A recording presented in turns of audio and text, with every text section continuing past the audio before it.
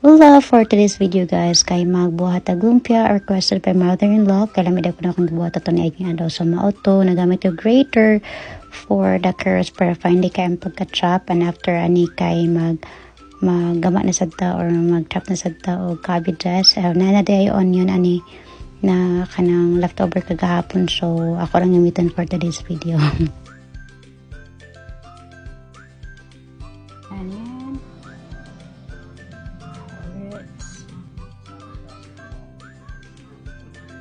cabbage, egg,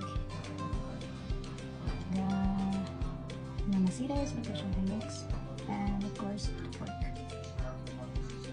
Pada red pepper para gamay additional. So, karon kay magmekos-mekos na ta sa tanang ingredients. So, katong lumpia mix, and then carrots, cabbages, egg, and then patampo na ako gamayng pepper day guys. So, mao to siya. Imo na siyang imekos-mekos. Tarong na lang natog mekos hangtod sa ma-even na yan pagka mix na to. Pwede hindi siya sa kamot guys. No, dapat tanang kusog imo diyang ibutang niha. So, hangtod sa mahimo na siya yung ani ay. So, na kay mag-wrap ta sa to ang ibuhat na lumpia no. So, mautos siya. Akong napalit kay pang egg roll ko nila dito sa Grasian. Kung maadto pa mag Asian store. 30 minutes away siya sa Amoa. So, muna kanina na akong gigamit kay make use of what you have la. Char.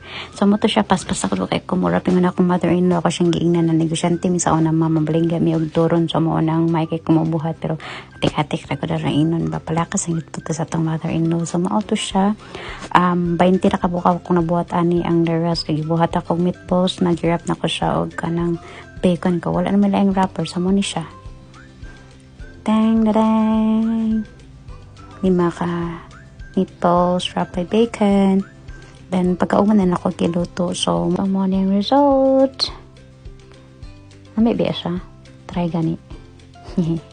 Thank you for watching.